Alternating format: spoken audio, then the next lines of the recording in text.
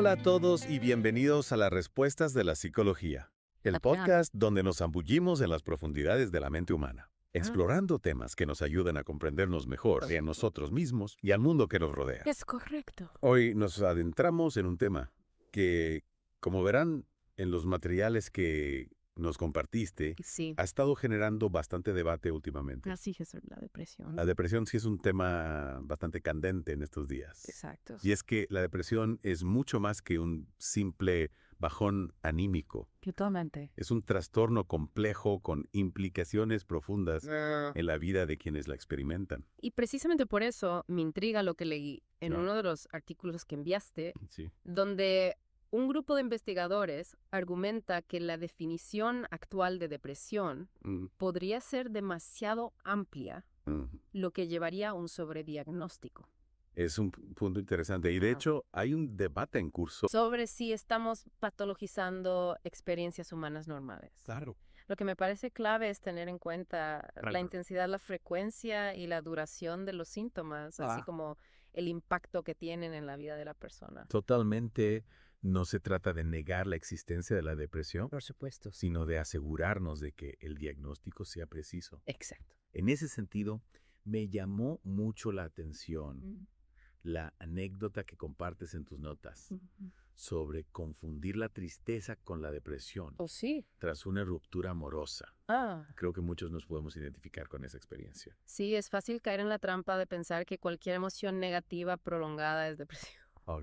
Pero la tristeza es una emoción natural y es saludable experimentarla. Por supuesto. La depresión, en cambio, implica una serie de síntomas que van más allá de la tristeza y que interfieren significativamente con la vida cotidiana. Hablando de síntomas, Sí. en uno de los estudios que nos enviaste, se mencionaba que la dificultad para concentrarse y la fatiga son a menudo los primeros síntomas que se manifiestan, incluso antes que la tristeza persistente. Interesante. ¿Has observado esto en tu práctica clínica? Sí, y es algo que puede pasar desapercibido. Las personas pueden atribuir la fatiga al estrés laboral o a la falta de sueño Claro. y la dificultad para concentrarse a las distracciones del entorno. Es importante estar atentos a estos cambios sutiles Sí. en nuestro funcionamiento cognitivo y emocional. Es decir, a veces la depresión se manifiesta de formas más sutiles que la clásica imagen de alguien llorando en la cama, ¿no? Exactamente, y eso nos lleva a otro punto importante. La depresión no se experimenta de la misma manera por todas las personas. En el libro que incluiste en tu lista de recursos, Ajá. La química de la depresión, se explica cómo las diferencias en la química cerebral pueden influir en la forma en que se presentan los síntomas. Claro, y esto es fundamental a la hora de abordar el tratamiento. Totalmente. No existe una talla única en lo que respecta a la depresión. Precisamente. Y en ese sentido, ¿Ya? el artículo que mencionabas sobre las nuevas terapias basadas en la realidad virtual me pareció fascinante. Sí, me sorprendió la idea de utilizar la realidad virtual para tratar la fobia social, que a menudo coexiste con la depresión. Es una herramienta prometedora que permite a las personas practicar habilidades sociales en un entorno seguro y controlado. Sí. Y esto nos recuerda que la innovación en el campo de la salud mental es constante. Siempre hay nuevas opciones en desarrollo. Lo cual nos da mucha esperanza, Así porque es. significa que las personas que sufren de depresión tienen cada vez más herramientas a su disposición. Exactamente. Y no olvidemos el poder de apoyo social y los cambios en el estilo de vida. Claro. En uno de los estudios que compartiste, se demostró que la práctica regular de ejercicio físico Tenía un impacto positivo significativo Sí. en los síntomas de la depresión. A moverse se ha dicho. Exacto. Y bueno, creo que hemos cubierto bastante terreno hoy. Sí. ¿Algún pensamiento final que quieras compartir con nuestros oyentes? Sí, me gustaría recordar que la depresión es tratable y que la recuperación es posible. Si tú o alguien que conoces está luchando contra la depresión, no duden en buscar ayuda profesional. Por supuesto. Hay esperanza y no están solos. Gracias por tus palabras y a ti que nos escuchas, te invito a seguir explorando el mundo de la psicología con nosotros en los próximos episodios de Las Respuestas de la Psicología. Hasta la próxima. Hasta luego.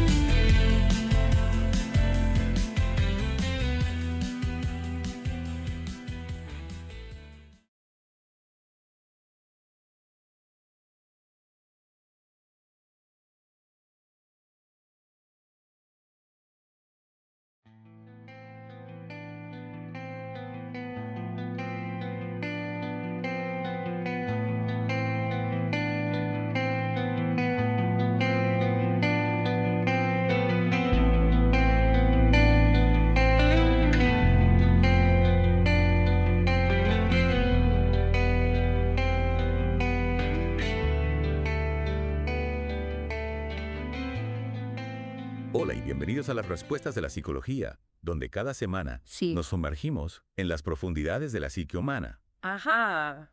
Y hoy Ajá. nos adentramos en un tema bastante complejo y a veces malinterpretado, Ajá. el trastorno bipolar. Exacto. Un tema que va mucho más allá de simples cambios de humor, ¿verdad? Sí, mucho más allá. Es una condición seria, Absolutamente. con implicaciones profundas. Para empezar, Claro. ¿podría explicarnos qué es exactamente el trastorno bipolar? Claro que sí. El trastorno bipolar, como bien dijiste, no se trata solo de estar feliz un día y triste al siguiente. Es mucho más que eso. Se trata de cambios drásticos en el estado de ánimo, la energía y el comportamiento. Cambios tan intensos que pueden interferir significativamente en la vida diaria de una persona. Y cuando hablamos de esos cambios drásticos, ¿a qué nos referimos exactamente? ¿Podrías darnos algunos ejemplos? Por supuesto. Imagina a alguien que de repente se siente eufórico, lleno de energía, como si pudiera con todo. Habla sin parar, duerme muy poco y se embarca en un montón de proyectos a la vez, a veces incluso riesgosos. Suena un poco a alguien que se ha pasado de copas, ¿no? Sí, puede parecerse, pero es mucho más que eso. Esta fase, que llamamos manía, implica una aceleración mental y física fuera de lo común. Las ideas fluyen a 1000 por hora, la persona se siente invencible y puede llegar a tomar decisiones impulsivas de las que luego se arrepiente. Entiendo. Entonces, no se trata solo de estar de buen humor, sino de una energía desbordante que puede resultar incluso perjudicial. Exactamente. Y luego, como una montaña rusa, viene la caída, la fase depresiva. Ahí es donde entra la tristeza profunda, ¿verdad? Y sí, pero es mucho más que simple tristeza. Hablamos de una profunda desesperanza, falta de energía, dificultad para concentrarse, pérdida de interés en actividades que antes disfrutaba. Uf, suena agotador. Lo es. Y en algunos casos, la depresión puede ser tan severa que la persona incluso tiene pensamientos de muerte o suicidio. Un panorama bastante desalentador. Y mencionaste antes algo sobre episodios mixtos. ¿Qué son exactamente? Los episodios mixtos son quizás la manifestación más confusa del trastorno bipolar. Imagina experimentar síntomas de manía y depresión al mismo tiempo. O sea, sentirse eufórico y deprimido a la vez. Exacto, es una combinación extremadamente difícil de manejar. Por un lado, la persona puede tener muchísima energía, pero al mismo tiempo se siente terriblemente triste, desesperanzada. Suena como una auténtica tortura emocional. Lo es. Y desafortunadamente, el trastorno bipolar es una condición crónica, lo que significa que no tiene cura. Pero eso no significa que no se pueda manejar. Claro. Y me imagino que existen diversos enfoques para ayudar a las personas que viven con esta condición. Sí, afortunadamente hay varias herramientas a nuestro alcance. Los medicamentos, por ejemplo, juegan un papel fundamental en la estabilización del estado de ánimo. ¿Qué tipo de medicamentos se utilizan? Bueno, los estabilizadores del estado de ánimo, como el litio, son la primera línea de defensa. Ayudan a prevenir tanto los episodios maníacos como los depresivos. También se pueden utilizar antipsicóticos, antidepresivos e incluso algunos anticonvulsivos, dependiendo de las necesidades de cada persona. Es interesante que menciones los anticonvulsivos, porque uno no los asocia inmediatamente con el tratamiento de trastornos del estado de ánimo. Cierto, pero algunos han demostrado ser efectivos para controlar los cambios de humor en el trastorno bipolar. La ciencia médica nunca deja de sorprendernos. Sin duda. Y además de la medicación, la psicoterapia juega un papel crucial en el manejo del trastorno bipolar. ¿Qué tipo de terapias son las más recomendables? Hay varias, pero la terapia cognitivo-conductual, TCC, es una de las más utilizadas. He oído hablar de ella, pero no estoy seguro de entender exactamente en qué consiste. La TCC se enfoca en identificar y modificar patrones de pensamiento negativos y distorsionados que contribuyen a los cambios de humor. Enseña a la persona a reconocer los detonantes de sus episodios y a desarrollar estrategias de afrontamiento más saludables. Suena muy útil. ¿Y qué hay de otras terapias? Otra terapia muy efectiva es la terapia interpersonal y del ritmo social. Esta terapia se centra en estabilizar los ritmos diarios, como el sueño y las comidas, y en mejorar las habilidades sociales y de comunicación, aspectos que a menudo se ven afectados por el trastorno bipolar. Es decir, se trata de crear una estructura y una rutina que ayuda a la persona a mantener su equilibrio emocional. Exactamente. Y no podemos olvidar la importancia de la psicoeducación, tanto para la persona que vive con el trastorno bipolar como para su entorno. Psicoeducación. ¿A qué te refieres con eso? Me refiero a proporcionar información clara y precisa sobre el trastorno bipolar, sus síntomas, causas, tratamientos y estrategias de manejo. Cuanto más se comprenda la condición, mejor se podrá afrontar. Tiene mucho sentido. Y además de la medicación y la terapia, ¿hay algo más que las personas con trastorno bipolar puedan hacer para mejorar su calidad de vida? Por supuesto. Los cambios en el estilo de vida pueden marcar una gran diferencia. Dormir lo suficiente, hacer ejercicio regularmente, llevar una dieta saludable y evitar el consumo de alcohol y drogas son fundamentales para mantener la estabilidad emocional. Es decir, los mismos consejos que se dan para una buena salud en general. Exacto. Cuidar el cuerpo es cuidar la mente y viceversa. Y no olvidemos la importancia del apoyo social. Rodearse de personas comprensivas y que brindan apoyo emocional es crucial para afrontar los desafíos del trastorno bipolar. Hablando de apoyo, me parece importante destacar que todavía existe mucho estigma en torno a las enfermedades mentales, incluido el trastorno bipolar. Es cierto. Y ese estigma puede ser un obstáculo enorme para que las personas busquen ayuda. Muchos temen ser juzgados, rechazados o discriminados por su condición. Es una lástima, porque callar el problema solo lo empeora. Exactamente. Por eso es tan importante hablar abiertamente sobre la salud mental, educar a la sociedad y combatir los prejuicios. Las personas con trastorno bipolar merecen comprensión, respeto y apoyo, no estigma ni discriminación. Totalmente de acuerdo. Y para terminar, ¿qué mensaje les darías a nuestros oyentes que puedan estar lidiando con el trastorno bipolar o que conozcan a alguien que lo padece? Les diría que no están solos. El trastorno bipolar es una condición tratable y hay ayuda disponible. Animo a todos a buscar información, a consultar con un profesional de la salud mental y a rodearse de personas que los apoyen. Con el tratamiento adecuado y el apoyo necesario, es posible vivir una vida plena y significativa a pesar del trastorno bipolar. Un mensaje esperanzador y necesario. Muchas gracias por compartir tu conocimiento y experiencia con nosotros. Ha sido un placer. Y a todos ustedes, queridos oyentes, los invitamos a seguir explorando el fascinante mundo de la psicología con nosotros en las respuestas de la psicología. Hasta la próxima. Hasta luego.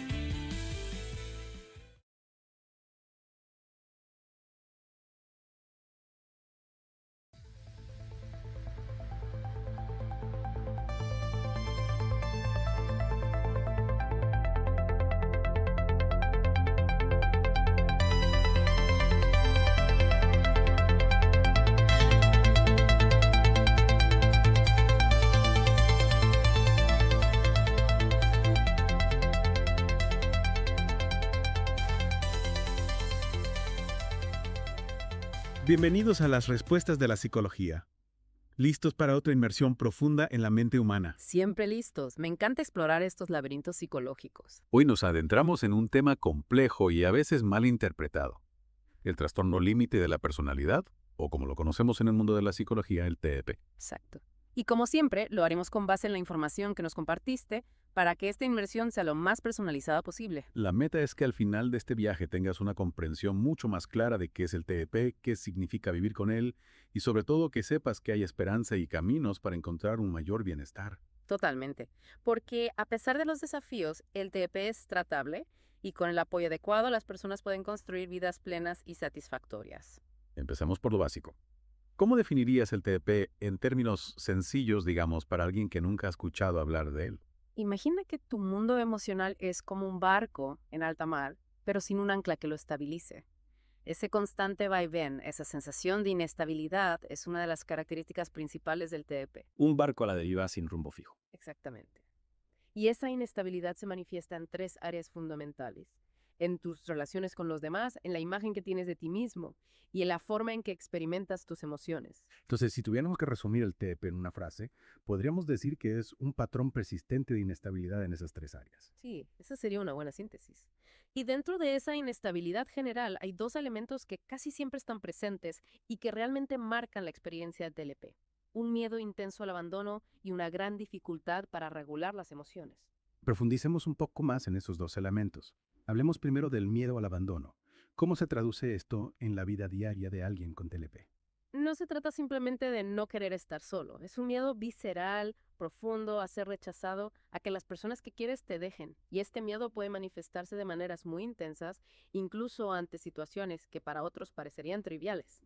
Por ejemplo. Imagina que alguien no responde a un mensaje de texto inmediatamente. Para una persona con TAP, esa simple falta de respuesta puede disparar una cascada de pensamientos catastróficos, una sensación de pánico ante la idea de estar siendo ignorado o abandonado. Eso debe ser realmente agotador emocionalmente. Lo es. Y a menudo lleva comportamientos que buscan desesperadamente evitar ese abandono, ya sea aferrándose de forma excesiva a las personas, buscando constantemente su aprobación o incluso, paradójicamente, alejándolas para protegerse del dolor de un posible rechazo. Es como una trampa, una profecía autocumplida. Exacto. Y esa dificultad para regular las emociones es la otra cara de la moneda. Las personas con TP experimentan sus emociones con una intensidad abrumadora y les cuesta mucho modularlas, controlarlas. Es como si el volumen de sus emociones estuviera siempre al máximo. Sí, y eso puede llevar a cambios de humor muy bruscos, pasando de la alegría a la tristeza, a la ira o a la ansiedad en cuestión de minutos. Una montaña rusa emocional constante. Y esas emociones tan intensas pueden manifestarse también en forma de explosiones emocionales. Por supuesto. Esas explosiones, que pueden incluir gritos, llantos o incluso comportamientos impulsivos como romper cosas, son una forma de liberar esa presión interna que se acumula cuando las emociones se desbordan. Ahora, hablemos de las relaciones interpersonales. Mencionábamos que suelen ser intensas e inestables. ¿Cómo se ve esto en la práctica? Las relaciones para alguien con TEP a menudo se caracterizan por una dinámica de idealización y de evaluación. Es decir, la persona puede pasar de ver a alguien como perfecto, maravilloso, a considerarlo horrible y despreciable en un abrir y cerrar de ojos. Es como si solo hubiera dos extremos, blanco o negro, sin grises. Exactamente. Y ese cambio tan drástico en la percepción se debe en parte a la dificultad para integrar las características positivas y negativas de las personas. Es un mecanismo de defensa llamado splitting, y aunque puede ofrecer una protección momentánea, a largo plazo genera mucho caos en las relaciones. Claro, porque con esa visión tan polarizada, es muy difícil construir vínculos sanos y estables. Exacto. Además, ese miedo a torcer el abandono que mencionábamos antes hace que cualquier señal de rechazo, por pequeña que sea interpretada como una amenaza real a la relación. Y esa amenaza, real o imaginaria, activa de nuevo esa cascada de emociones intensas y comportamientos descontrolados. Es un círculo vicioso muy difícil de romper. Y a todo esto se suma la dificultad para mantener una imagen estable de uno mismo. Hablemos de eso. La información que compartiste mencionaba una autoimagen distorsionada. ¿Qué significa eso exactamente? Significa que la persona con TLP tiene una idea muy cambiante de quién es, de cuáles son sus gustos, sus valores, sus aspiraciones. Es como si su identidad fuera un rompecabezas al que le faltan piezas y las que tiene cambian constantemente de forma. Una imagen fragmentada, en constante reconfiguración. Sí, y a eso se suma a menudo un sentimiento crónico de vacío, como si faltara algo esencial en su interior. Un vacío que intentan llenar con relaciones, actividades o incluso sustancias que les proporcionen un alivio momentáneo. Exacto. Y esa búsqueda constante de algo que les defina, que les dé una sensación de plenitud, a menudo se traduce en comportamientos impulsivos. Comportamientos que, como mencionábamos antes, pueden ser incluso autodestructivos. Sí. Estamos hablando de cosas como gastos excesivos sin control, abuso de sustancias, conducción temeraria, relaciones sexuales de riesgo o incluso autolesiones. Detengámonos un momento en las autolesiones. ¿Por qué alguien se haría daño a sí mismo? Es una pregunta compleja y la respuesta varía de persona a persona, pero en general las autolesiones, como los cortes o las quemaduras, pueden ser una forma de manejar un dolor emocional insoportable. ¿En qué sentido? Piensa en ello como una válvula de escape. Cuando la presión interna es demasiado fuerte, la autolesión puede ser una forma de liberarla, de sentir algo físico cuando el dolor emocional es abrumador. O incluso una forma de castigarse a sí mismos por sentirse defectuosos, indignos de amor. También puede ser eso. Es importante recordar que las autolesiones, aunque no siempre sean un intento de suicidio, son una señal de alarma muy seria que requiere atención profesional inmediata. Ahora, ya que hemos explorado en detalle las características del TEP, hablemos de los desafíos que enfrentan las personas que viven con él. Empecemos por el diagnóstico. Diagnosticar el TLP puede ser un proceso complejo, principalmente porque muchos de sus síntomas se asemejan a los de otros trastornos mentales, como la depresión, la ansiedad o incluso otros trastornos de la personalidad. Entonces hay un riesgo de que se confunda el TLP con otras condiciones. Sí, y eso puede retrasar el inicio del tratamiento adecuado. Además, el estigma que, por desgracia, aún rodea al TLP hace que muchas personas duden en buscar ayuda o que incluso los profesionales de la salud no lo consideren como una posibilidad. Y una vez que se llega al diagnóstico, el tratamiento es un camino fácil. No, no lo es. El tratamiento del TLP requiere tiempo, compromiso y un enfoque especializado. La psicoterapia individual, especialmente la terapia dialéctico-conductual o DBT, es fundamental. ¿Qué hace que la DBT sea tan efectiva en el tratamiento del TLP? La DBT combina técnicas de terapia cognitivo-conductual con prácticas de mindfulness y estrategias para la regulación emocional. Suena como una caja de herramientas completa. Lo es. y ayuda a las personas con TLP a desarrollar habilidades para manejar sus emociones intensas, a tolerar la angustia, a mejorar sus relaciones interpersonales y a construir una imagen de sí mismos más estable y positiva. ¿Y qué hay de los medicamentos? ¿Tienen algún papel en el tratamiento del TLP? Los medicamentos no se usan para tratar directamente el TLP, pero pueden ser útiles para manejar algunos síntomas específicos, como la depresión, la ansiedad o los cambios de humor muy intensos. Siempre bajo la supervisión de un profesional de la salud, por supuesto. Por supuesto. La medicación nunca debe ser un sustituto de la terapia, sino un complemento que puede facilitar el proceso. Ya para terminar, hablemos del pronóstico para las personas con TLP. Hay esperanza de una vida plena y funcional. Absolutamente.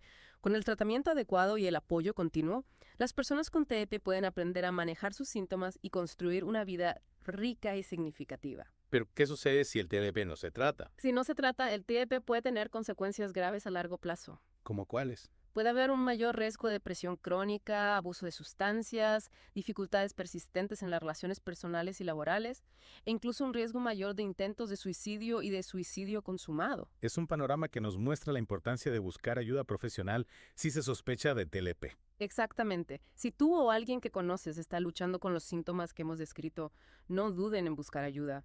Hay profesionales capacitados que pueden brindar el apoyo y el tratamiento necesarios para construir un camino hacia el bienestar. Y recuerda que no estás solo en este viaje. Hay recursos disponibles, hay personas que te entienden y que quieren ayudarte. Buscar ayuda es un acto de valentía, un primer paso fundamental hacia una vida más plena y en paz contigo mismo. Y con esto, llegamos al final de nuestra inmersión profunda en el trastorno límite de la personalidad. Esperamos que esta información te haya sido útil y te haya dado una nueva perspectiva sobre esta compleja condición. Y si te has quedado con ganas de seguir explorando las fascinantes complejidades de la mente humana, te invitamos a que escuches otros episodios de Las Respuestas de la Psicología. Tenemos un montón de temas interesantes por descubrir juntos. Así que no te pierdas nuestros próximos encuentros. Seguiremos desentrañando los misterios de la psicología, un paso a la vez. Hasta la próxima.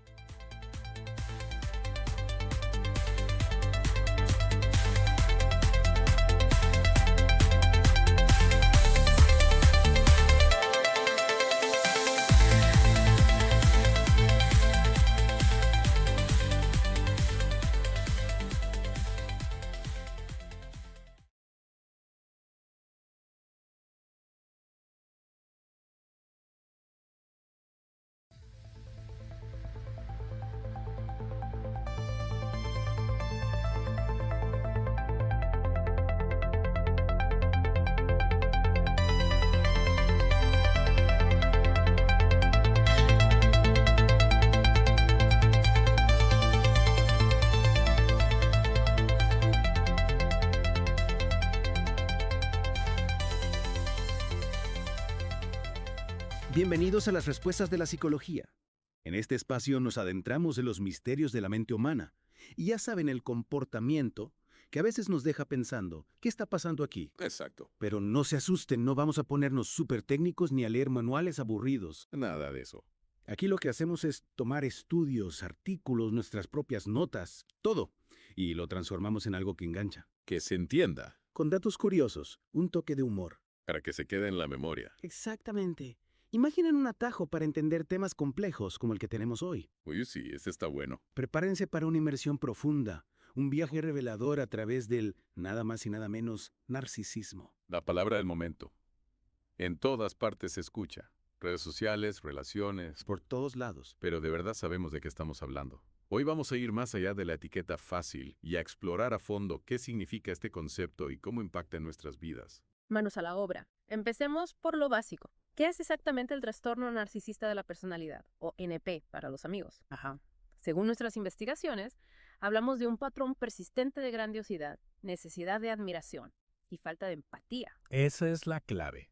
Y ojo, esa grandiosidad no es simplemente tener buena autoestima.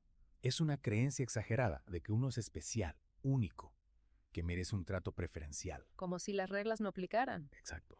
Como si siempre merecieran un trato VIP.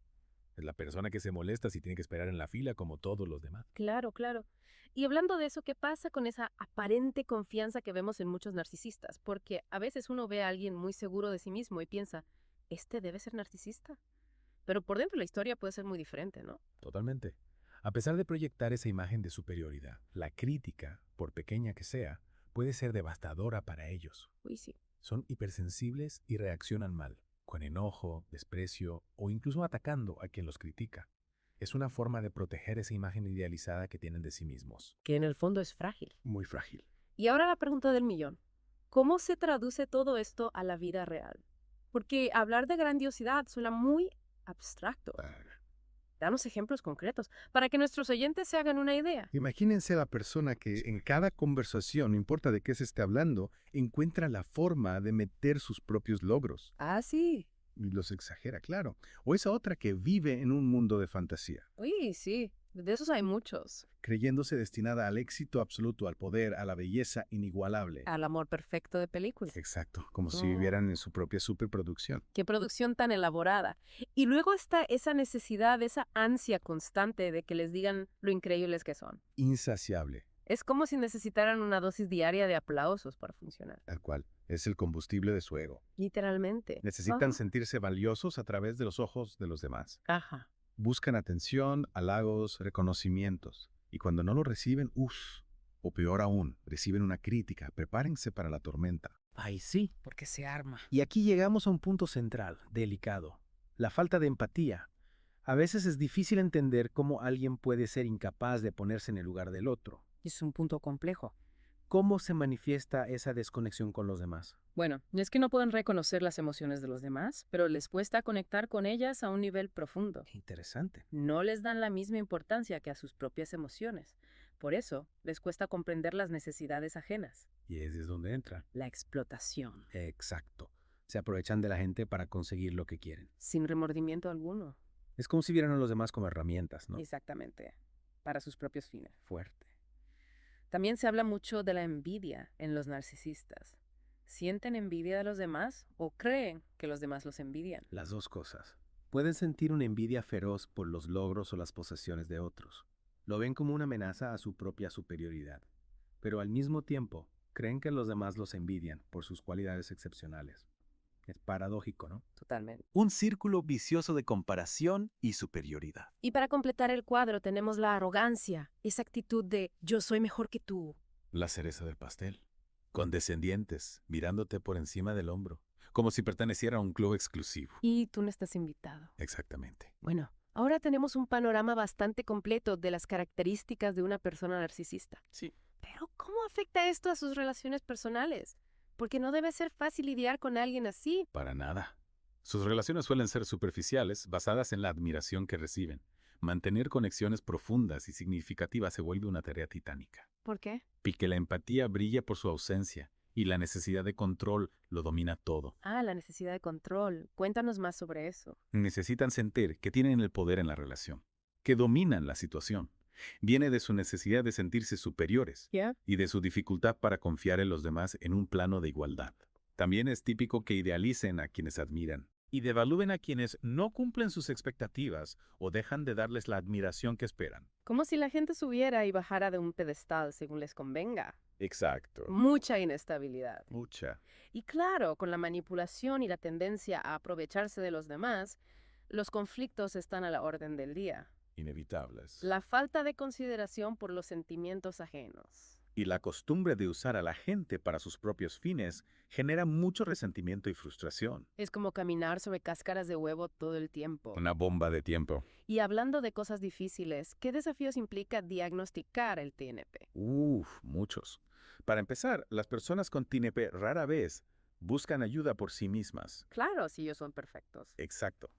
Su visión inflada de sí mismos les impide ver que tienen un problema. Niegan la realidad. Totalmente. Niegan sus dificultades y culpan a los demás por sus problemas. El problema siempre está afuera. Siempre. Nunca en ellos. Jamás. Y si por alguna razón llegan a terapia. Milagro. ¿Cómo es el tratamiento? ¿Es un camino fácil? No, para nada. Es un proceso largo y complicado. ¿Qué tipo de terapia se usa? La terapia psicodinámica y la terapia cognitivo-conductual pueden ser útiles. Ajá. Les ayudan a tomar conciencia de sus patrones de pensamiento y comportamiento y a desarrollar empatía. ¿Y hay medicamentos específicos para el TNP? No, no los hay. Pero se pueden usar fármacos para tratar síntomas asociados, ¿no? Exacto, como la depresión o la ansiedad. Es un camino que requiere mucha paciencia Muchísima. y compromiso, tanto del paciente como del terapeuta. Por supuesto. Y bueno, como sucede con muchos temas de salud mental, el TNP está rodeado de un gran estigma. Tristemente sí. Hay mucha desinformación Mucha. y eso dificulta que las personas busquen ayuda. Exacto. Es importante hablar de esto abiertamente, educar a la gente y sobre todo fomentar la empatía. Totalmente. Detrás de esos comportamientos difíciles hay personas que sufren. Sin duda. Y ahora que ya tenemos una idea más clara de qué es el TNP, retrocedamos un poco en el tiempo. Hablemos del origen de la palabra narcisismo. Me encanta la historia. Viene de un mito griego, ¿verdad? El mito de Narciso. Un joven de belleza extraordinaria que se enamoró perdidamente de su propio reflejo. ¿Qué historia? Estaba tan absorto en sí mismo que no podía apartar la mirada del agua. Y al final, Se consumió hasta morir. convirtiéndose en la flor que lleva su nombre. Exacto. Esa historia nos habla de la fascinación excesiva con uno mismo, con la propia imagen. Entonces, en su origen, ser narcisista simplemente significaba estar enamorado de uno mismo. En esencia, sí. Pero claro, la psicología tomó ese concepto y lo desarrolló, Le dio una definición más profunda, más específica. que se refiere a ese patrón de comportamiento que hemos estado describiendo. La autoestima inflada, la necesidad de admiración, la falta de empatía. Y es importante distinguir entre el personaje del mito y la complejidad del trastorno psicológico, Sin duda. porque no es lo mismo. Para nada. Y también es crucial recordar que el narcisismo existe en un espectro, como muchas otras características de la personalidad. Claro. No todos los que muestran algún rasgo narcisista tienen el trastorno. Exacto. Todos tenemos un poco de narcisismo. Es normal, incluso saludable. Un poco de amor propio, de confianza, Nos ayuda a alcanzar nuestras metas. A esto lo llamamos narcisismo benigno. que no daña a los demás. Exacto. Pero cuando el narcisismo cruza la línea y se vuelve patológico, Ahí es cuando vemos los problemas. la manipulación, la falta de empatía. Las relaciones destructivas. Hablaste de la psicopatía y la sociopatía. Sí. ¿Podrías aclarar esa conexión? Porque a veces se confunden. Claro. Una persona con psicopatía puede ser un narcisista manipulador. Ajá. Pero no todos los narcisistas manipuladores son psicópatas. La diferencia clave está en la falta de remordimiento. El psicópata no siente culpa. Ya veo. El narcisista a veces sí. ¿Y la sociopatía cómo encaja en esto? Es similar a la psicopatía. Se relaciona con el comportamiento antisocial, el desprecio por las normas sociales. O sea que una persona puede ser narcisista y sociópata a la vez. Exactamente. Tendría rasgos de ambos, Y luego está el narcisismo perverso, que es un nivel superior. donde la persona disfruta del dolor ajeno. Y manipula de forma cruel. ¡Qué fuerte! Sí. ¿Y mencionaste algo llamado disonancia cognitiva narcisista? Sí. Suena complicado. Es un mecanismo de defensa que les permite mantener esa imagen positiva de sí mismos, a pesar de que sus acciones dañen a los demás. Interesante. Ignoran o minimizan el daño que causan. Racionalizan su comportamiento para que encaje con su visión grandiosa. Como si vivieran en un mundo paralelo. Exacto. Volviendo a las características de una persona narcisista, hagamos un breve repaso para nuestros oyentes. A ver si lo recuerdo todo. Adelante. La grandiosidad, la necesidad de admiración, la falta de empatía, Bien. las fantasías de éxito y poder, Sigue. la creencia de ser especial, la expectativa de un trato especial, Vas muy bien. la explotación de los demás. Casi terminas. La envidia y la arrogancia. Perfecto. Lo has clavado. Menos mal. Un aplauso para el anfitrión. No, para ti que eres la experta. Gracias. Y es importante recordar que todos podemos tener algún rasgo de estos de vez en cuando. Por supuesto. La clave está en la intensidad, en cómo estos comportamientos afectan la vida de la persona y de su entorno. Exacto. No es lo mismo tener un mal día y ser un poco egocéntrico que tener un trastorno de la personalidad. Y hablando de eso, mencionaste diferentes tipos de narcisismo, Y hay varias formas en las que se puede manifestar este patrón. como diferentes colores dentro del mismo espectro. Exacto. Tenemos el narcisismo grandioso, el exhibicionista, que es el más clásico. El que se nos viene a la mente cuando pensamos en un narcisista. Exacto. Arrogante. Necesita ser el centro de atención. No tiene empatía. Luego está el encubierto o vulnerable, Más sutil. que se hace la víctima. Exacto. Busca compasión y admiración por su sacrificio. El maligno es más peligroso. Sí, combina rasgos antisociales y sádicos. El introvertido se aísla para proteger su imagen. Correcto. El histriónico necesita ser el centro de atención de forma exagerada. Muy teatral. El pasivo-agresivo expresa su hostilidad de forma indirecta. Muy sutil, pero igual de dañino. El borderline tiene una autoimagen muy inestable. Sí. El inconsciente niega por completo su narcisismo. No se da cuenta. El inverso se centra en las necesidades de los demás. Hasta anularse a sí mismo. Y el benigno es la versión más sana. Con buena autoestima y empatía. ¿Cuántos matices? Y me sorprendió la relación entre narcisismo y depresión. Parecen opuestos. Lo que pasa es que esa fachada de grandiosidad esconde muchas veces una profunda inseguridad. Un vacío. Exacto. Y como dependen tanto de la aprobación externa, cuando hay críticas o fracasos, se derrumban, Especialmente el narcisista vulnerable. que es muy propenso a la depresión. La máscara se rompe. Y sale a la luz su fragilidad. Y hablando de causas, ¿por qué se da el narcisismo? Es una pregunta compleja. Las causas son múltiples. Genética, ambiente. Y desarrollo personal. Hay una predisposición genética, sin duda. Pero también influye el ambiente familiar. La sobreprotección, la crítica excesiva. El abuso, la negligencia, Y las experiencias tempranas con los cuidadores. la falta de atención, de validación. Todo eso puede contribuir al desarrollo del narcisismo. Sin duda. Pero ojo, no todos los que parecen egocéntricos son narcisistas. Claro. Y la falta de empatía puede darse en otros trastornos. No hay que etiquetar a la ligera. Y dentro del narcisismo hay mucha variedad. Muchísima. Algunos son conscientes de su comportamiento, otros no. Exacto. Y algunos incluso tienen baja autoestima. Aunque no lo parezca. La pregunta del millón: ¿cómo lidiar con un narcisista en la vida real? Uf, es un reto. ¿Algún consejo para nuestros oyentes? Lo primero, límites claros y firmes. No ceder a la manipulación. Segundo, no tomarse las cosas personalmente. Sus críticas no son sobre ti, sino sobre ellos mismos. Exacto. Tercero, mantener distancia emocional. Proteger nuestra salud mental. Exacto. Y por último, buscar apoyo. Hablar con amigos, familia, un terapeuta, Informarse sobre el TNP también ayuda. a entender la situación y cómo reaccionar. Y si la persona está dispuesta a cambiar, hay esperanza. Y el tratamiento, cómo funciona. La terapia individual, la terapia de grupo, Pueden ser muy beneficiosas. ayudan a modificar patrones de pensamiento y comportamiento. Y aunque no hay medicamentos específicos, se pueden usar para tratar síntomas asociados. Como la depresión o la ansiedad. Lo importante es que la persona quiera cambiar y se comprometa con el proceso. Sin eso, es muy difícil. Bueno, esperamos que esta inmersión en el mundo del narcisismo les haya sido útil. Sí, Hemos explorado las características, las causas, los tipos, el tratamiento. Un panorama completo. Y lo más importante, recordar que detrás de la etiqueta de narcisista hay personas Que sufren, y que merecen comprensión y apoyo. para que puedan buscar ayuda y mejorar. Si te ha interesado este tema, te invitamos a seguir explorando la mente humana con nosotros. En los próximos episodios de Las Respuestas de la Psicología. Tenemos muchas más preguntas por responder. Y misterios por desentrañar. Hasta la próxima.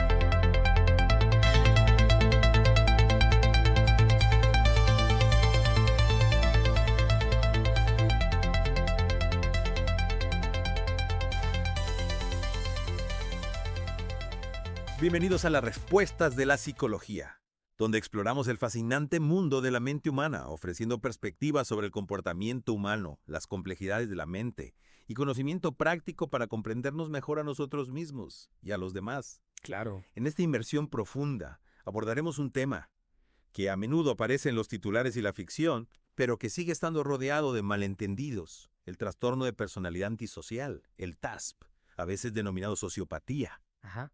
Exploraremos qué define exactamente el TASP, analizando los patrones persistentes de desprecio y violación de los derechos de los demás que lo caracterizan. Sí. Profundizaremos en las posibles raíces de esta compleja condición, examinando la interacción de las predisposiciones genéticas, los factores biológicos que afectan a la función cerebral Y el impacto de las experiencias de la primera infancia, como el abuso, la negligencia y los entornos familiares inestables. Compartieron material muy perspicaz sobre el TAS. Y nuestra misión hoy es desentrañar los elementos centrales, separar los hechos de la ficción y comprender las implicaciones en el mundo real de este trastorno. Sí, creo que es un punto de partida realmente importante. Empecemos por definir claramente qué entendemos por trastorno de personalidad antisocial. De acuerdo. Como usted mencionó, la característica principal es este patrón continuo de desconsideración y violación de los derechos de los demás. Sí. No se trata simplemente de un desacuerdo o de una personalidad un poco fuerte, sino de algo mucho más profundo y arraigado en la forma en que la persona piensa y se relaciona con el mundo. Vale, vamos a desentrañar esto un poco. ¿Cuáles son esos rasgos clave? Ya dan una idea más clara de este patrón.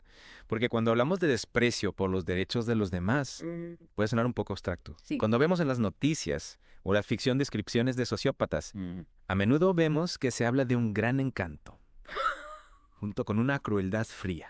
¿Cómo encajan esos rasgos, aparentemente contradictorios, dentro del marco del TAS? Es una pregunta muy perspicaz. Gracias. Algunos de los rasgos más distintivos son la impulsividad, esa tendencia a actuar sin pensar en las consecuencias, la irresponsabilidad manifestada en la dificultad para mantener empleos, cumplir con las obligaciones financieras o incluso mantener relaciones estables a largo plazo. Entiendo. Y quizás uno de los aspectos más llamativos, la falta de remordimiento por sus actos, Sí. es decir, la ausencia de culpa o arrepentimiento, incluso después de haber causado daño a otros. Wow. Y ese encanto del que usted habla puede ser una herramienta más en su repertorio manipulador.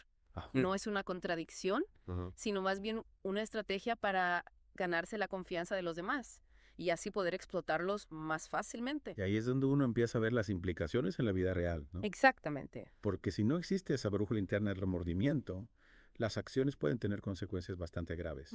No solo para la persona con TAS, sino para quienes la rodean. Esa ausencia de brújula moral interna es asombrosa.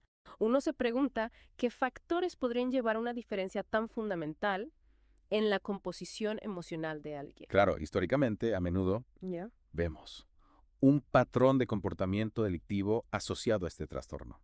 Sí. Da la impulsividad, el desprecio por las reglas y la falta de remordimiento que hemos comentado. Quizás no sea de extrañar que históricamente, y por desgracia a menudo en la actualidad, veamos un patrón de implicación en conductas delictivas con este trastorno. Es una consecuencia de sus rasgos centrales.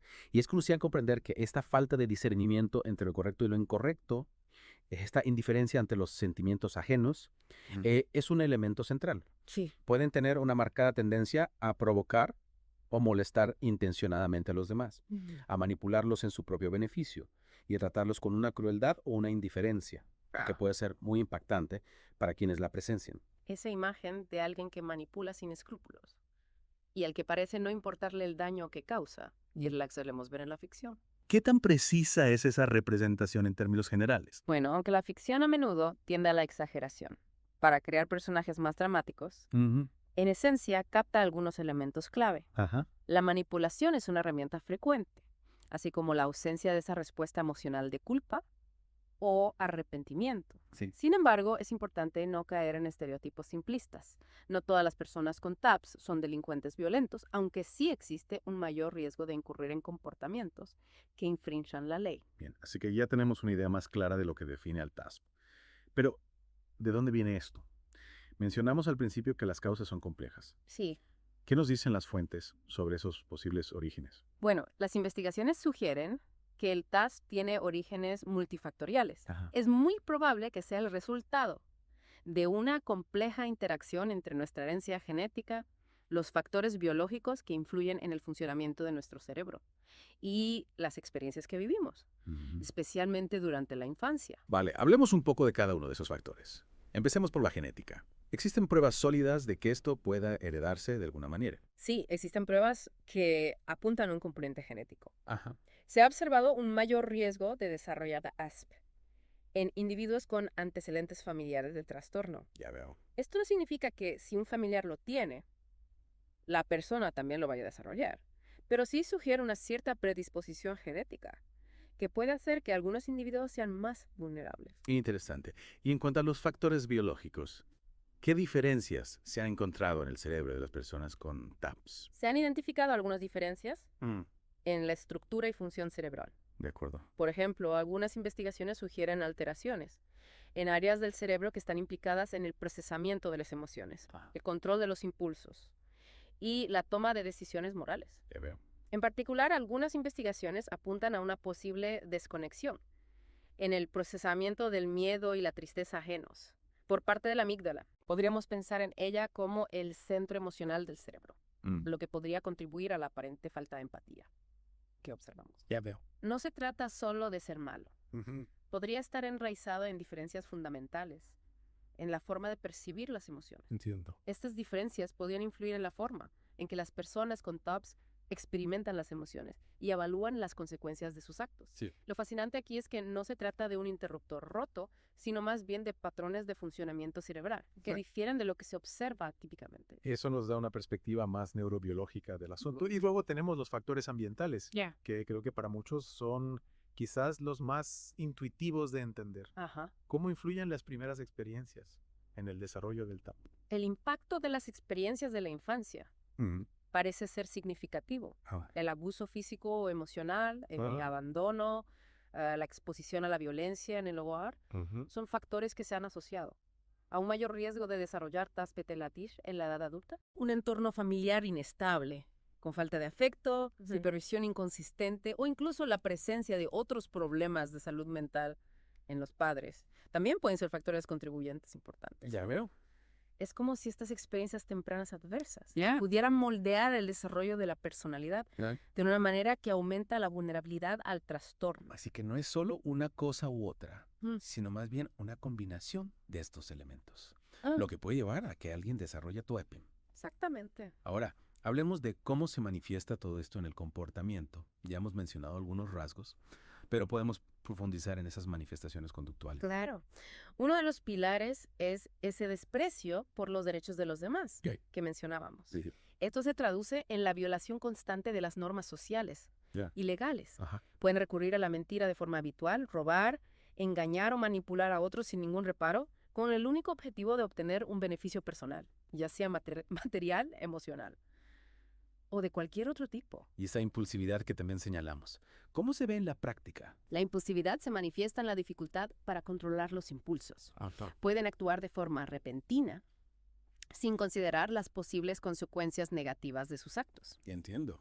Esto puede llevarles a involucrarse en comportamientos de riesgo, como el consumo de sustancias, la conducción temeraria o incluso conductas sexuales de alto riesgo. Todo ello sin una planificación previa o una evaluación adecuada de los peligros. Luego está la irresponsabilidad, que suena bastante disruptiva para la vida cualquiera, ¿no? Efectivamente. La irresponsabilidad se refleja en la incapacidad para mantener un empleo de forma consistente, para cumplir con las obligaciones financieras, como pagar las facturas o mantener un presupuesto, y también en la dificultad para mantener relaciones personales estables. También. Pueden comenzar proyectos con entusiasmo, pero rápidamente los abandonan o pueden establecer compromisos que luego incumplen sin ninguna explicación o remordimiento. Y esa falta de remordimiento es algo que realmente cuesta entender a la mayoría de nosotros. Que sí experimentamos esa sensación de culpa cuando hacemos algo mal.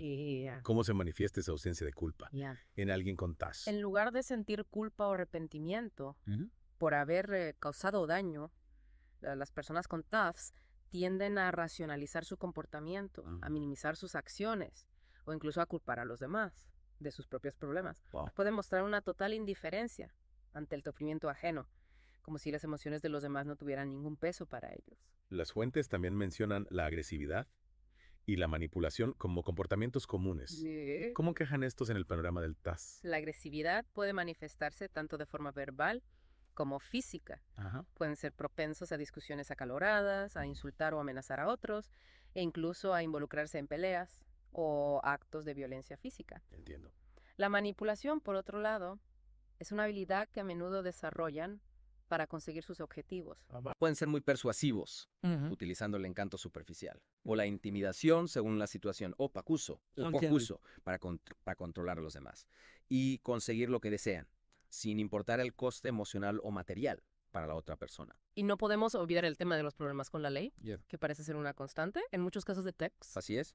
Debido a ese desprecio por las normas y los derechos de los demás, la impulsividad y la tendencia a involucrarse en comportamientos de riesgo, las personas con TOPS tienen un riesgo significativamente mayor de tener problemas con la justicia. Pueden tener un historial de arrestos, condenas e incluso encarcelamiento por diversos delitos, desde robos y fraudes hasta agresiones y otros actos violentos. Ya veo. También se menciona esa repetición constante de ignorar lo que está bien y lo que está mal, de aquí esa insensibilidad y falta de respeto hacia los demás, y esa utilización del encanto o el ingenio para manipular en beneficio propio.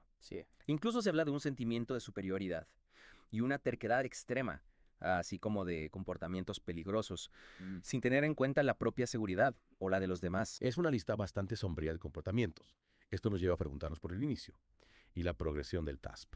¿Cuándo suelen aparecer los primeros signos? Es muy común que los adultos diagnosticados de TAPS hayan mostrado síntomas de lo que se conoce como trastorno de conducta antes de los 15 años. De acuerdo. Pensamos en el trastorno de conducta como un precursor en la infancia. Si bien no todas las personas con trastorno de conducta desarrollan TAPS, implica un patrón similar de violación de las reglas y los derechos de los demás. Y su presencia es un criterio diagnóstico clave para el TAS en la edad adulta. Entiendo. Este trastorno de conducta se caracteriza por un patrón de comportamiento persistente en el que se violan los derechos básicos de los demás o las normas sociales importantes. Esto puede incluir agresiones a personas y animales, destrucción de la propiedad, mentiras frecuentes, robos y violaciones graves de las normas establecidas. Entonces, podríamos decir que el TAPS es una continuación o una forma más grave de ese trastorno de conducta de la infancia. En muchos casos sí. El TASP se considera una afección que perdura a lo largo de la vida. Sin embargo, es interesante observar que en algunas personas ciertos síntomas, en particular los relacionados con la conducta destructiva y delictiva, pueden disminuir con el tiempo. Ya veo. No está del todo claro por qué ocurre esto. Podría estar relacionado con los cambios que se producen en el cerebro con el envejecimiento, una mayor conciencia de las consecuencias negativas de su comportamiento a medida que acumulan experiencias, o quizás una combinación de otros factores. Eso da un pequeño rayo de esperanza, aunque la idea de que sea una condición de por vida suena bastante desafiante, tanto para la persona como para su entorno.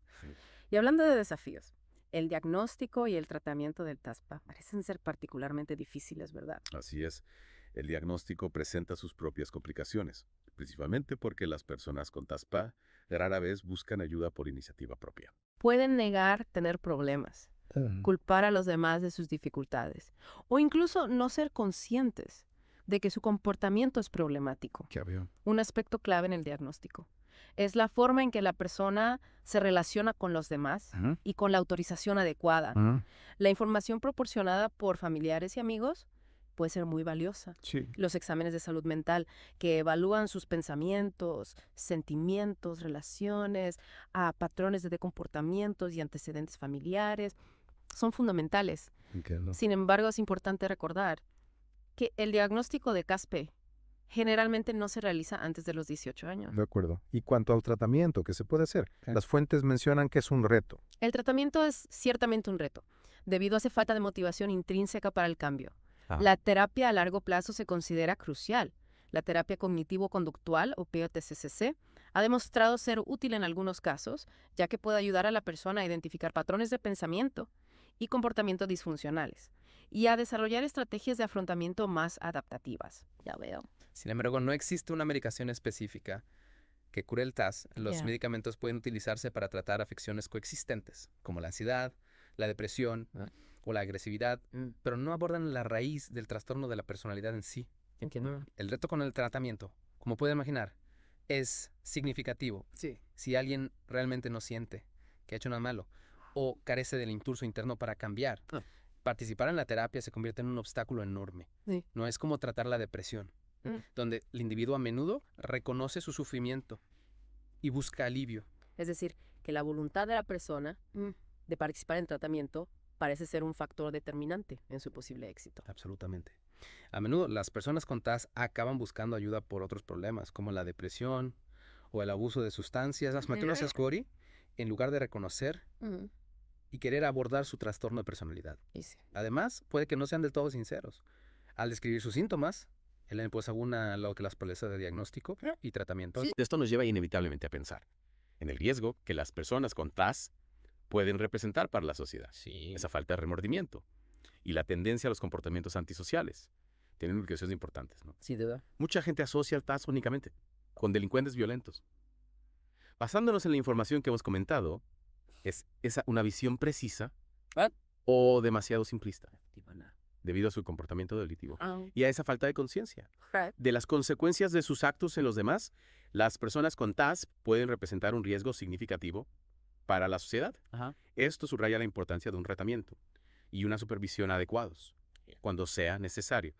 Sin embargo, es una simplificación excesiva equiparar a todas las personas con TASPES con delincuentes violentos. De acuerdo. Si bien el riesgo de comportamiento delictivo es mayor, no todas las personas con este trastorno cometen actos violentos. También es muy común que el TASPE se presente, junto con otros trastornos de salud mental, como el trastorno por consumo de sustancias, lo que puede complicar aún más la situación. Sí.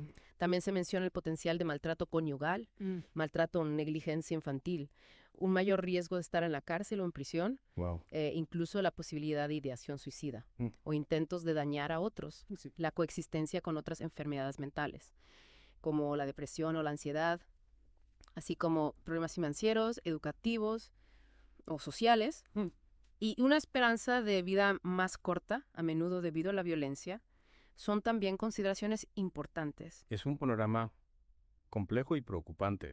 ¿Hay algo que se puede hacer en términos de prevención o de ayuda a las familias que sean afectadas por este trastorno? Bueno, si bien no existe una forma segura de prevenir el desarrollo del TAS, la identificación temprana de los problemas de conducta en la infancia, lo que mencionamos del trastorno de conducta podría ser clave para mejorar los resultados a largo plazo. Ofrecer intervención temprana a los niños que muestren signos de riesgo podría marcar la diferencia. Para los familiares de personas con TAS, es fundamental aprender a establecer límites claros y a protegerse de la agresión.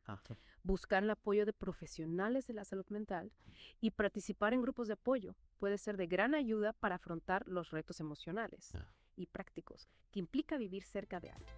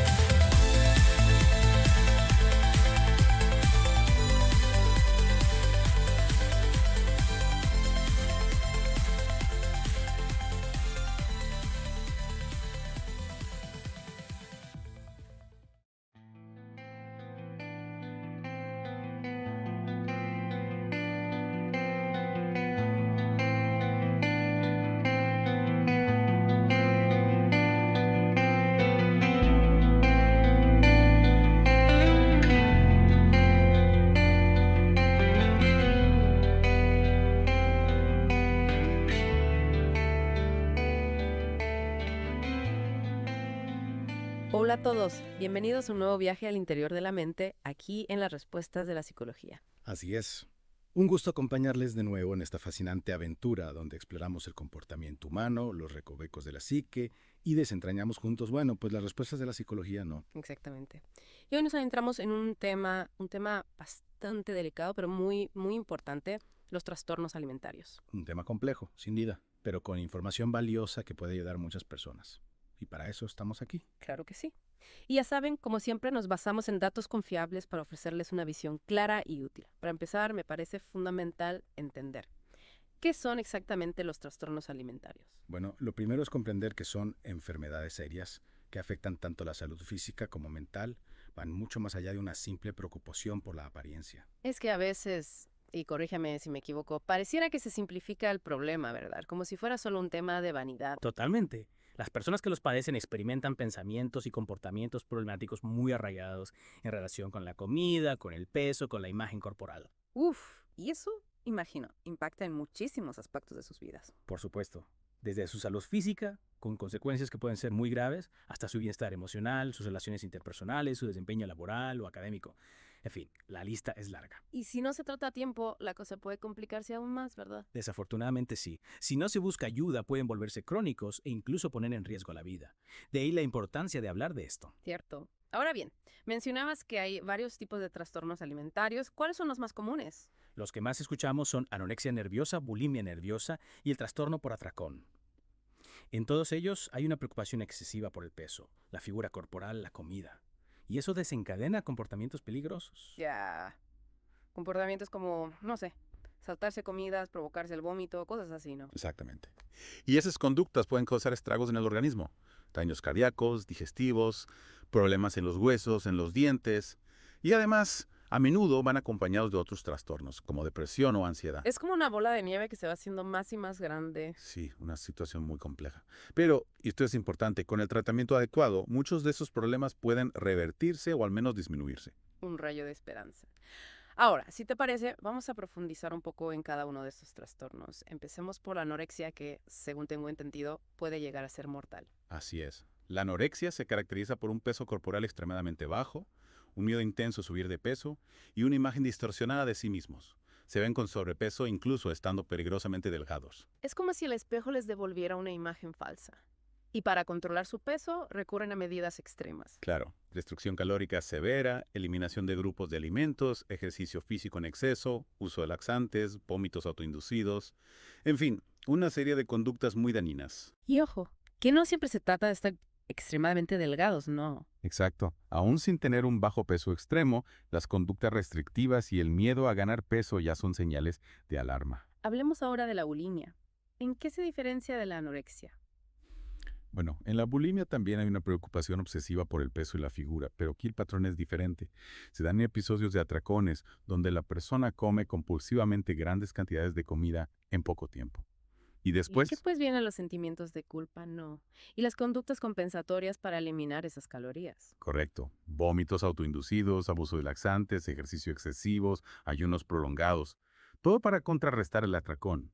Y en algunos casos, incluso llegan a alterar las dosis de medicamentos como la insulina para perder peso. ¡Qué barbaridad! Es decir, la bulimia se caracteriza por esa alternancia entre atracones y conductas purgativas, ¿verdad? Exactamente. Y al igual que la anorexia, puede tener graves consecuencias físicas y emocionales. Pasemos ahora al trastorno por atracón. Este también implica vómitos o laxantes. No, esa es la diferencia clave.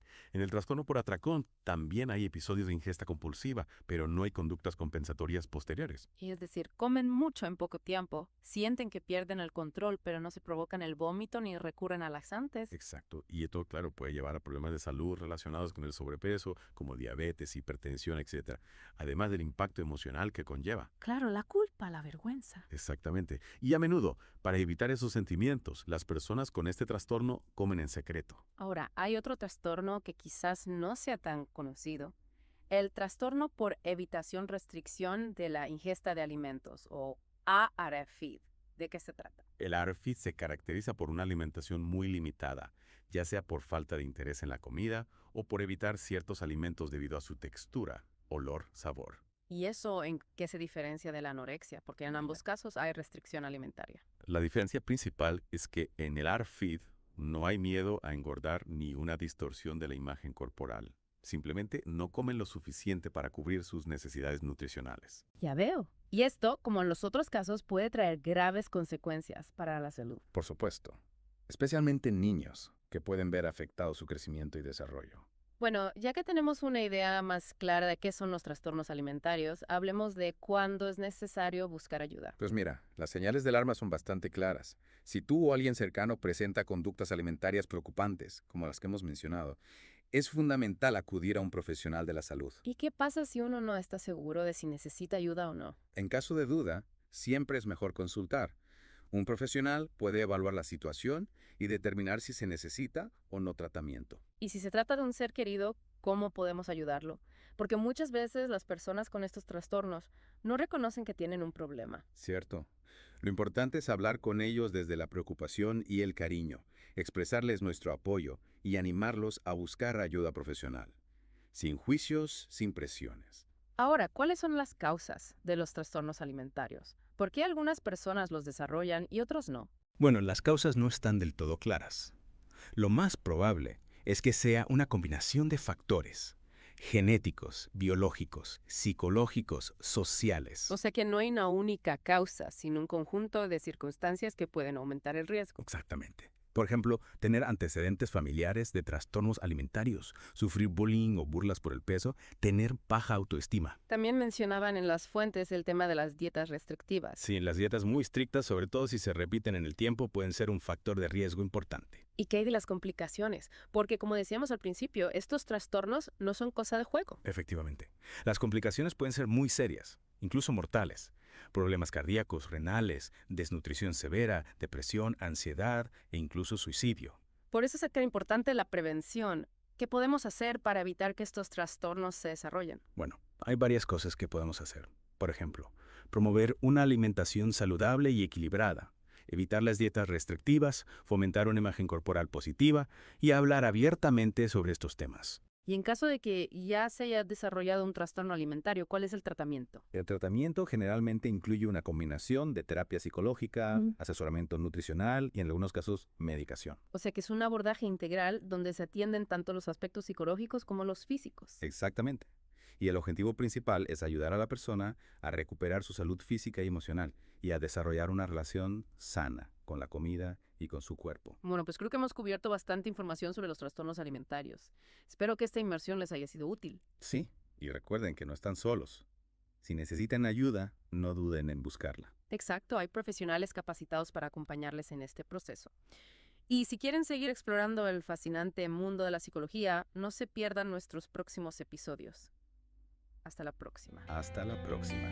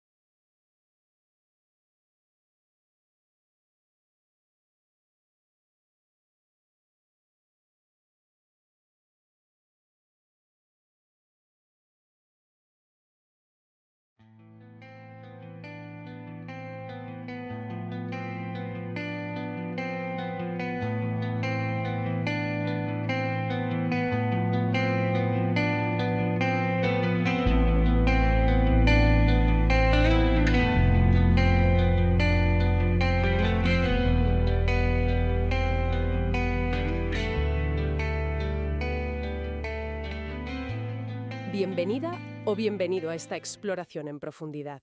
Hoy nos vamos a sumergir en un tema bastante complejo, pero yo creo que fundamental, la adicción. Efectivamente. Tenemos aquí un análisis, un texto que, intenta desentrañar un poco las claves de todo esto. Sí, va a la raíz del asunto. La idea es entender qué es realmente, cómo nos afecta al cerebro, que eso es fascinante, y sobre todo qué caminos hay para la recuperación, según lo que nos cuenta este material. Exacto. Y ojo, porque lo primero que hace es desmontar un mito, una muy extendido. Esto no va de falta de voluntad, ¿eh?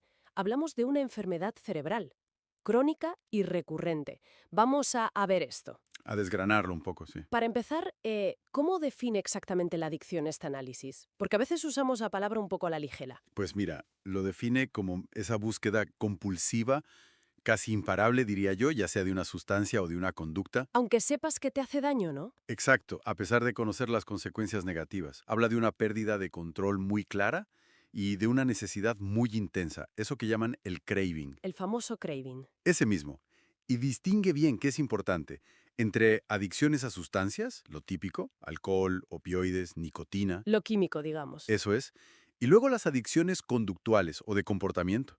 El juego patológico, internet, las compras compulsivas. Que a veces se nos olvidan. Cierto, no todos son drogas. Ni mucho menos. Y aquí viene lo interesante que explica el texto. Los mecanismos cerebrales. Es que es la clave. A ver, cuéntanos. Pues detalla cómo tanto las sustancias como esas conductas adictivas lo que hacen es como secuestrar el sistema de recompensa del cerebro. Secuestrar. Suena fuerte. Es que lo es. Liberan dopamina, esa sustancia que nos hace sentir placer, recompensa. Al principio, claro. Pero el cerebro, que es muy listo, se adapta. Se acostumbra. Exacto. El texto lo llama neuroadaptación. Y esto es crucial entenderlo. Vale, neuroadaptación. ¿Y eso qué implica en la práctica? Pues implica varias cosas. Por un lado, la tolerancia. Necesitas cada vez más cantidad de la sustancia o de la conducta para obtener el mismo efecto que al principio. Lo que antes te valía, ahora ya no. Correcto. Y por otro lado, la dependencia. Si paras de consumir o de hacer esa conducta, aparecen los síntomas de abstinencia, el famoso mono, que puede ser físico o psicológico. ¿Qué es lo que hace tan difícil dejarlo? Sin duda. E incluso, fíjate, puede darse lo contrario a la tolerancia en algunos aspectos, la sensibilización. Que el deseo, el craving, se intensifique con el tiempo o ante ciertos estímulos. Vaya lío para el cerebro. Un lío importante. Y a largo plazo, como señala el material, esto altera circuitos cerebrales que son clave para tomar decisiones, para controlar los impulsos. Es como si el centro de mando estuviera, hackeado. Entendido. O sea que el cerebro cambia físicamente, estructuralmente. No es algo mental en abstracto. Para nada. Hay cambios físicos y químicos medibles. Y claro, esto lleva a la pregunta que aborda el texto. ¿Por qué algunas personas parecen más vulnerables? ¿Es solo mala suerte? ¿Genética? Bueno, la genética influye, claro que sí. El análisis habla de predisposición genética, pero ojo, no es el único factor, ni mucho menos. No es determinista. Para nada. Subraya que es una interacción compleja. Están los genes, sí, pero también diferencias biológicas individuales, cómo funciona el metabolismo de cada uno, por ejemplo. Vale. ¿Y más allá de la biología? Aumenta la vulnerabilidad. Tiene sentido, son factores de riesgo. Exacto. Y luego, importantísimo, el entorno social. El estrés crónico, la presión de grupo, sobre todo en adolescentes, la falta de apoyo familiar o social, la falta de recursos. Todo eso suma. Es como una tormenta perfecta de factores. Entiendo. O sea, es multifactorial total. No hay una única causa. Nunca la hay en temas tan complejos. Vale. Entonces, si la adicción es una enfermedad cerebral, compleja, multifactorial, hay salida. ¿Qué nos dice el material sobre la recuperación? ¿Es posible? Sí. Y este es un mensaje clave del texto. La recuperación es posible. Totalmente. Aunque, bueno, también insiste en que es un proceso muy individual, cada persona es un mundo y a menudo es largo. No es un sprint, es una maratón. Ya. ¿Y cuáles serían los pasos claves según este análisis? Pues lo primero, y parece obvio pero no lo es tanto, es reconocer que existe un problema. Admitirlo. El primer paso siempre es el más difícil, dicen. Suele serlo.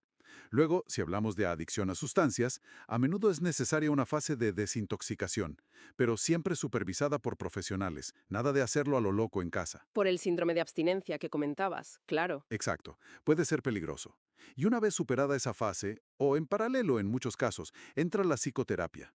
El texto la marca como fundamental. ¿Qué tipo de terapias menciona? Pues habla específicamente de la terapia cognitivo-conductual, la TCC, que básicamente ayuda a identificar y a cambiar esos patrones de pensamiento y de conducta que están ligados a la adicción. A pillarle el truco a cómo funciona tu mente en relación a eso. Algo así, sí. También menciona la terapia dialéctico-conductual, la TDC, que es muy útil para aprender a regular emociones intensas y prevenir recaídas. Y por supuesto, la terapia de grupo y la terapia familiar. El apoyo del entorno es crucial. Entiendo. Terapia individual, grupal, familiar. Un enfoque amplio. Muy amplio. Y no solo terapia, el texto también señala el papel de la medicación en algunos casos concretos. Ah, sí, ¿para qué? Pues, por ejemplo, en adicciones a opioides o al alcohol, hay fármacos que pueden ayudar a reducir el craving, esa necesidad imperiosa, o a manejar los síntomas de abstinencia, siempre bajo prescripción médica, claro. Complementario a la terapia, entonces. Exacto, como una herramienta más. Y luego destaca algo importantísimo, los grupos de apoyo mutuo. Tipo Alcohólicos Anónimos, Narcóticos Anónimos. El poder de los iguales. Totalmente. Ese soporte entre personas que están pasando o han pasado por lo mismo es vital para muchos. Y se habla también de aprender a manejar las recaídas. Que pueden ocurrir, ¿no? Pueden ocurrir y ocurren. El texto insiste en que una recaída no es un fracaso, sino que puede ser parte del proceso de aprendizaje. Lo importante es levantarse y seguir. Cambiar la perspectiva sobre la recaída es importante. Fundamental. Y por último, mencionan la necesidad de cambios en el estilo de vida general. Hábitos saludables, buscar un entorno social de apoyo, nuevas aficiones. Un abordaje integral, vamos. Esa es la palabra. Integral y sostenido en el tiempo. Entonces, si tuvieras que resumir los puntos clave, las ideas fuerza de este análisis, ¿cuáles serían? Pues, a ver, yo diría que son estos 4, principalmente. 1. La adicción es una enfermedad cerebral crónica tratable. No es un vicio ni falta de voluntad. Y afecta tanto a sustancias como a conductas. Vale, el concepto claro. 2. tiene una base neurobiológica clara. Esos cambios en el cerebro que hemos comentado, la neuroadaptación, son reales. La biología importa. Y mucho. 3. La vulnerabilidad no depende de una sola cosa. Es una interacción compleja de factores genéticos, biológicos, psicológicos y del entorno. Multifactorial. Exacto. Y 4. La recuperación es posible, pero requiere un enfoque integral, terapia, a veces medicación, apoyo social, cambios de vida y mantenido en el tiempo. Y ligado a todo esto, algo fundamental, superar el estigma. El estigma, qué importante. Vital, para que las personas que lo necesiten puedan pedir ayuda sin miedo, sin vergüenza. La verdad es que entenderlo así, como una condición compleja del cerebro y no como un fallo moral, como recalca el material, cambia mucho la perspectiva, ¿no? Totalmente. Cambia la forma de verlo, fomenta la empatía, la comprensión y, sobre todo, mejora las posibilidades de que la gente busque y reciba la ayuda adecuada. Abre puertas a una recuperación más efectiva, tanto para la persona como para su familia, su entorno. Sin duda. Y esto nos deja quizá con una reflexión final, algo para darle vueltas. Si aceptamos, como dice el texto, que la adicción implica cambios estructurales y funcionales en el cerebro. Cambios físicos, sí. Cambios físicos. Entonces, ¿cómo deberían evolucionar nuestras estrategias sociales? ¿Las de prevención, las de tratamiento? ¿Es suficiente apelar solo a la fuerza de voluntad? ¿O necesitamos ir más allá como sociedad? ¿Qué más podemos hacer teniendo en cuenta esta base biológica? Es una pregunta potente para cerrar. Deja pensando, desde luego.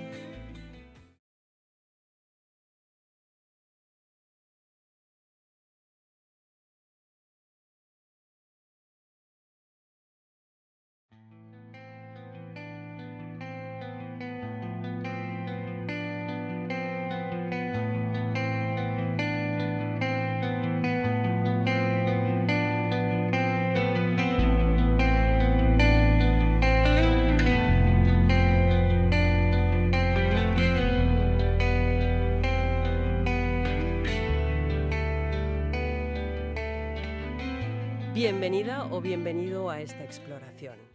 Hoy nos metemos de lleno en un texto que analiza el trauma. Sí, y sus múltiples efectos. Un tema denso. Exacto. La idea es entender un poco mejor qué es eso del trauma, esa experiencia tan angustiante, ¿no? Que nos desborda. Eso es, sea algo puntual o algo más mantenido en el tiempo. ¿Y cómo puede, afectar a nuestra salud, la mental y también la física? El texto de entrada ya hace una distinción clave, ¿verdad? Trauma no es lo mismo que TEPT, el trastorno de estrés postraumático. Claro.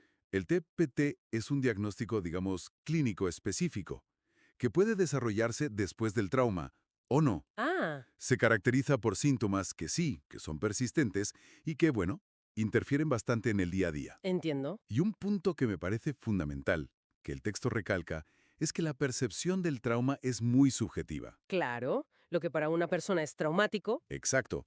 Para otra puede no serlo. Lo que vamos a ver hoy es las muchas formas en que estas experiencias pueden manifestarse. Tanto en la mente como en el cuerpo, basándonos en lo que dice este material, claro. Pues venga, vamos a desgranarlo. Empezamos por la parte de la salud mental. El texto habla de 4 grupos principales de síntomas del TPT. El primero, la reexperimentación. ¿Qué es eso exactamente? Pues, a ver, es como revivir el suceso pero sin quererlo. Ah. Pueden ser recuerdos que te vienen de golpe, pesadillas muy reales o incluso flashbacks. Flashbacks. Que es como si estuviera pasando otra vez, ¿no? Justo, la persona siente y actúa como si el trauma estuviera ocurriendo en ese momento. Y esto muchas veces viene con reacciones físicas fuertes. ¿Tipo? Pues taquicardia, sudores, al recordar algo, aunque sea un detalle. Entiendo. El segundo grupo que menciona es la evitación. Sí. Esto parece más directo. Intentar no pensar, no sentir. Sí, pero cuidado, que va más allá. No es solo evitar los pensamientos o los sentimientos por dentro. Ah, ¿no? No, también se evitan cosas de fuera. Gente, sitios, conversaciones, actividades. Cualquier cosa que recuerde al trauma. Claro, y eso te puede aislar mucho. Muchísimo. Puede llevar a un aislamiento social importante y a tener una vida, bueno, muy limitada. Vale. Y luego el tercero. Ujú. Las alteraciones negativas en el pensamiento y el ánimo. Esto me parece muy importante. No es solo estar triste. No, no para nada. Es bastante más profundo. Hablamos de creencias muy negativas y a veces exageradas sobre uno mismo o sobre el mundo. Del tipo, soy malo o el mundo es un asco. Exacto. O no te puedes fiar de nadie. También sentimientos que no se van, de culpa, de vergüenza, miedo. Uf. Y una incapacidad muy marcada para sentir cosas buenas, para disfrutar. Pérdida de interés. Sentirse como desconectado de los demás. Como vacío, quizá. Sí. Y a veces incluso lagunas de memoria sobre partes del trauma. Es como si la visión del mundo se volviera gris o negra. Qué complicado. Y el cuarto es el aumento de la activación. Esto es lo de estar siempre alerta. Eso es. En hipervigilancia constante. Como si el peligro estuviera siempre a la vuelta de la esquina. ¿Y eso se traduce en? Pues en sobresaltos por cualquier cosa, mucha irritabilidad, ataques de ira a veces, problemas para concentrarse para dormir. Claro, el sueño se afecta mucho. Muchísimo. Y en ocasiones, conductas un poco imprudentes o autodestructivas. Como una mala forma de gestionar toda esa tensión. Y el texto también dice que el TPT no es lo único que puede pasar, ¿no? Correcto. Señala que el trauma aumenta el riesgo de otros problemas. Depresión, ansiedad. ¿Qué tipo de ansiedad? Pues diversos trastornos de ansiedad. También trastornos disociativos. Disociativos. ¿Qué es eso? Esa sensación de irrealidad, como si estuvieras fuera de tu propio cuerpo o las cosas no fueran reales. Ah, vale. Y por supuesto el abuso de sustancias, que muchas veces es un intento fallido de automedicarse, de callar el dolor. Aquí es donde, para mí, el texto se pone súper interesante. La conexión con el cuerpo. Ujú. Porque es fácil pensar que el trauma es solo algo mental. Sí, es un error común, pero el material insiste mucho en que no. ¿Y qué dice? ¿Cuáles son esas conexiones físicas? Pues son muy importantes y, como dices, a veces se nos escapan. Lo que sugiere el texto es que el trauma puede desregular el sistema nervioso autónomo. Nuestro sistema de gestión del estrés, ¿no? Exacto. Y si esa desregulación se cronifica, pues puede dar problemas cardíacos, arritmias, tensión alta. Vaya. Problemas digestivos, como el colon irritable, por ejemplo. Fatiga crónica, de esa que no se va ni descansando. Problemas de sueño persistentes. Increíble. Y además, ese estrés crónico puede debilitar el sistema inmune. O sea que nos podemos poner malos más a menudo. Podríamos ser más vulnerables a infecciones, ¿sí? ¿Y a largo plazo? ¿Menciona algo más? Sí. El texto apunta a un mayor riesgo de tener dolor crónico. ¿Como la fibromialgia? Por ejemplo, o dolores de cabeza tensionales. También se habla de mayor riesgo cardiovascular. Madre mía. E incluso se investiga si hay relación con enfermedades autoinmunes o con un envejecimiento celular más rápido. Pero esto no le pasa a todo el mundo igual, ¿no? No, claro. Es crucial entender eso. Depende mucho del tipo de trauma, de la edad a la que ocurrió, del apoyo social que tengas. De la resiliencia de cada uno. Exacto, de la resiliencia individual. Todo eso modula mucho cómo afecta. Entonces, si tuviéramos que resumir la idea central del texto, ¿cuál sería? Pues yo diría que la idea clave es que el trauma es una herida profunda. Que deja eco. Sí, con ecos tanto en la mente como en el cuerpo. Y que están súper conectados. Pero, y esto me parece vital, no es una condena. No, en absoluto. Y eso también lo enfatiza el texto. La recuperación es posible. Menos mal. Se insiste en la importancia del tratamiento, se mencionan psicoterapias específicas. Como la TCC centrada en trauma, ¿no? Esa, la terapia cognitivo-conductual, que ayuda a cambiar pensamientos y conductas que no ayudan. O el EMDR. EMDR. Sí, es una técnica que usa estimulación bilateral, como mover los ojos para ayudar a procesar los recuerdos traumáticos. Interesante. A veces la medicación también puede ser un apoyo para ciertos síntomas. Y no hay que olvidar los grupos de apoyo, el valor de compartir. Y el autocuidado, supongo. Fundamental. Prácticas como el ejercicio, mindfulness, meditación, ayudan mucho a regular el sistema nervioso. Reducir el estigma y que la gente pueda acceder a ayuda es clave. Totalmente. Y para terminar, una reflexión final que se saca de esta lectura. Pues mira, si aceptamos lo que plantea este texto, que el trauma se puede manifestar físicamente de formas tan tan distintas, ¿no? Desde el estómago hasta el El corazón. sistema inmune, sí, si aceptamos eso. ¿Cómo debería cambiar nuestra forma de ver la salud en general? Buena pregunta. Quizá deberíamos empezar a preguntar más por las historias que hay detrás de los síntomas físicos. Reconocer esa conexión mente-cuerpo. Y abordarla de forma activa, sobre todo en personas que han vivido experiencias difíciles. Ahí lo dejo.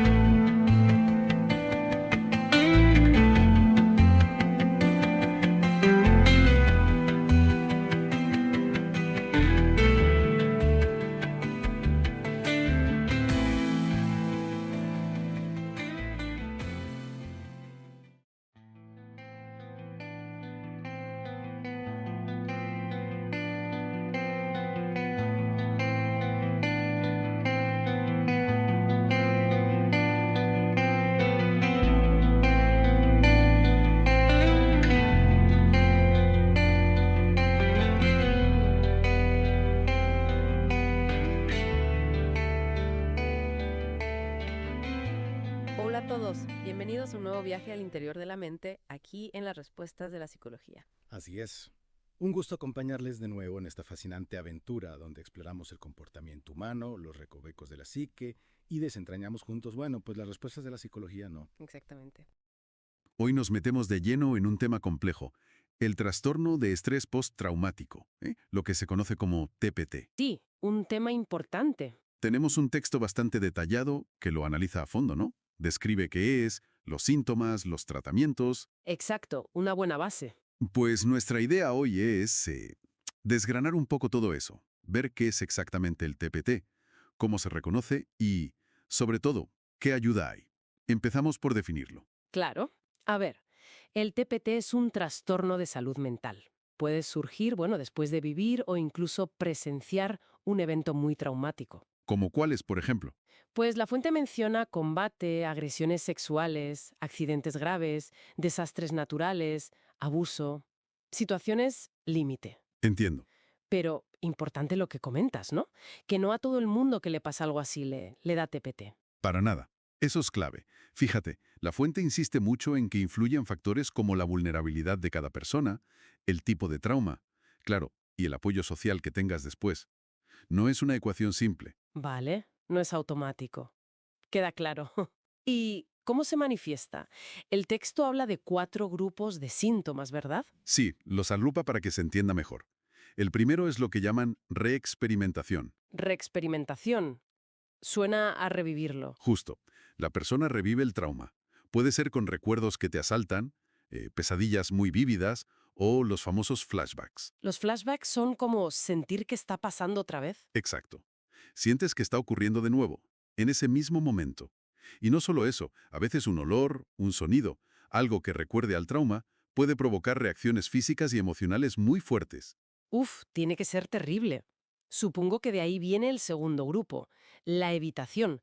Intentar escapar de todo eso. Precisamente, se hace un esfuerzo constante, a veces agotador, por evitar cualquier cosa que recuerde al trauma. Cualquier cosa. Personas, lugares. Sí, personas, lugares, conversaciones, objetos, pero también cosas internas, ¿sabes? Pensamientos, sentimientos. Se intenta no pensar, no sentir. Y eso lleva a aislarse, me imagino. Claro, puede llevar a un aislamiento importante. Y curiosamente, la fuente también menciona que a veces hay dificultad para recordar partes del trauma. Una especie de amnesia disociativa. Espera, eso parece contradictorio. Evita recordarlo, pero a la vez no puedes recordarlo. Bueno, es que es complejo. La evitación es más un esfuerzo, digamos, consciente o semiconsciente para no conectar con el dolor. La amnesia puede ser una respuesta más automática de la mente, como para protegerse. Vale, entiendo. Como dos caras de la misma moneda, para distanciarse del horror. Algo así. Ambos sirven a esa función de poner distancia. Además, en este grupo de evitación también se habla de perder interés en cosas que antes gustaban y una sensación de desapego, de estar desconectado. Entendido. El tercer grupo, alteraciones negativas cognitivas y del ánimo. Esto suena a cómo cambia tu forma de ver el mundo, ¿no? Exactamente. Son cambios muy profundos en las creencias y las emociones después del trauma. Por ejemplo. Pues empezar a tener creencias muy negativas y exageradas sobre uno mismo. Soy malo, es mi culpa. O sobre el mundo. No se puede confiar en nadie. El mundo es peligroso. Qué duro. Sí. Y también sentir culpa o vergüenza de forma persistente, o perder la capacidad de sentir emociones positivas, como alegría, amor, sentirse como vacío o distante emocionalmente de los demás. Es un cambio radical en cómo piensas y sientes. ¿Y qué del último grupo? La hiperactivación. Que decías que aquí se nota mucho en el día a día. Muchísimo. Es como si el cuerpo se quedara en modo alerta máxima, permanentemente. ¿Cómo se traduce eso? Pues en estar siempre vigilante, hipervigilancia se llama. Sobresaltarse por cualquier ruido, por cualquier cosa, mucha irritabilidad, a veces ataques de ira. Complicado para las relaciones. Muy complicado. También puede haber conductas imprudentes o autodestructivas. Y problemas serios para concentrarse o para dormir. Imagina vivir así. Es agotador física y mentalmente. Desde luego. Un cuadro complejo. La fuente también aclara el diagnóstico, ¿no? Que no es algo que uno se pueda autodiagnosticar. No. Claro, requiere una evaluación por un profesional, un examen físico, una evaluación de salud mental completa. Y confirmar que hubo exposición a un trauma, según unos criterios, y que los síntomas duran más de un mes y causan un malestar, significativo, o impiden hacer vida normal. Exacto. Pero, y esto es fundamental y el texto lo recalca, hay esperanza, hay tratamientos efectivos. Eso es lo más importante. La psicoterapia es clave, dice la fuente. Es el tratamiento principal, sí. Y lo interesante es que hay varios enfoques que han demostrado funcionar muy bien. Sí, el texto menciona unos cuantos. La terapia cognitivo-conductual centrada en el trauma, la TCCT. La terapia de procesamiento cognitivo, TPC. El MDR, ese de los movimientos oculares. La terapia de exposición prolongada. TEP. Y también la terapia de grupo. Son enfoques variados que tienen en común. Pues aunque usen técnicas diferentes, todas buscan ayudar a la persona a procesar los recuerdos, las emociones y los significados ligados al trauma de una forma más segura y adaptativa, que dejen de ser tan perturbadores. Y la fuente insiste en personalizar el tratamiento, ¿no? Fundamental. No hay una talla única. La relación con el terapeuta es crucial y el ritmo tiene que adaptarse a cada persona, a su proceso. ¿Y la medicación?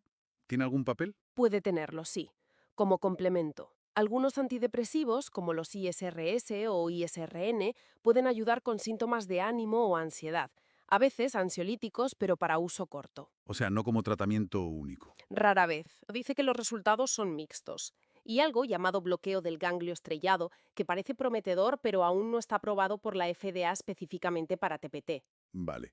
La clave es un enfoque personalizado y centrado en la terapia. Correcto. Entonces, para ir resumiendo, el TPT es una respuesta complicada, seria, a un evento traumático. Tiene síntomas muy claros que afectan mucho a la vida. Sí, afecta profundamente. Pero, y esto es lo vital, es tratable. Hay terapias que funcionan, basadas en evidencia, y es fundamental buscar ayuda profesional. Absolutamente. La fuente lo dice muy claro, y me parece un buen mensaje. No intentes cargar tú solo con todo lo que implica el trastorno por estrés postraumático. Hay que pedir ayuda. Totalmente de acuerdo. Buscar ayuda es un signo de fortaleza, no de debilidad. Y esto, quizá, nos lleva a una reflexión final, más allá de la clínica. A ver. Si como sociedad entendiéramos mejor esta conexión, ¿no?, entre vivir un trauma y estas posibles respuestas psicológicas, como el TPT, sí. ¿Cómo podría eso cambiar las cosas? Quizá nos haría más empáticos, ayudaría a reducir el estigma que todavía existe. Que animaría a la gente a buscar ayuda sin miedo, ¿no? A aceptarla. Exacto. Podríamos fomentar una cultura que de verdad apoye la recuperación, la resiliencia. Que entienda que recuperarse de un trauma es posible, pero a menudo requiere apoyo. Una pregunta importante sobre cómo apoyamos como sociedad, ¿no crees? Sin duda. Una reflexión muy necesaria para terminar. Espero que esta inmersión les haya sido útil. Sí, y recuerden que no están solos. Si necesitan ayuda, no duden en buscarla. Exacto, hay profesionales capacitados para acompañarles en este proceso. Y si quieren seguir explorando el fascinante mundo de la psicología, no se pierdan nuestros próximos episodios. Hasta la próxima. Hasta la próxima.